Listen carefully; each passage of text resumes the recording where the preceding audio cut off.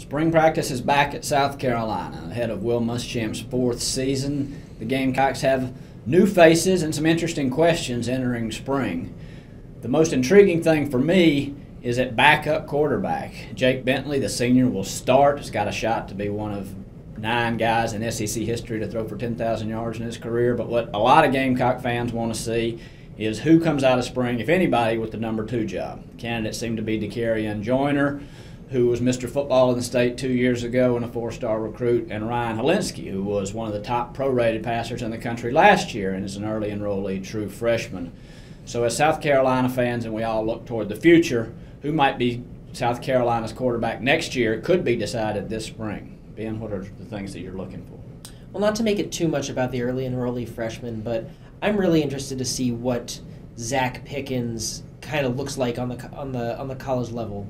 He's over 290 pounds, could well end up being a defensive tackle, and he's that kind of elite recruit where you say, is this a guy who can force his way into the rotation early? So I'm just interested to see, does he hold his own? How does he deal facing off against, really college-level talents?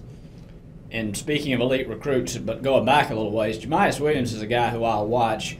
Jamias missed last spring due to a shoulder surgery. He'll be limited this spring due to another shoulder surgery. He's probably not going to get much, if any, full contact work this spring. He's a guy that 2 years ago was the crown jewel of Will Muschamp's signing class, and one of the people folks thought was going to be a difference maker. He started 6 games as a true freshman. He looked like everything was on schedule. But these injuries have really set him back, and he's in danger of getting kind of lost in the wash if he doesn't step up at some point and stake a claim to some spot in this rotation. And I'll kind of on that same secondary question, I'll be wondering how much secondary does A.J. Turner play, and what does that kind of mean for the running back rotation? Turner is listed as a defensive back heading into the spring, and it's just going to be interesting to see, all of a sudden with him moving there, how much work does Sean Fenwick and Levante Valentine get? Does Kevin Harris get some work? Do they establish themselves a little bit? And can A.J. Turner sort of, put down some roots in the defensive back spot? Or next season, kind of like every season in his career, do we look up and suddenly say, oh, hey, he has a major role in the backfield again?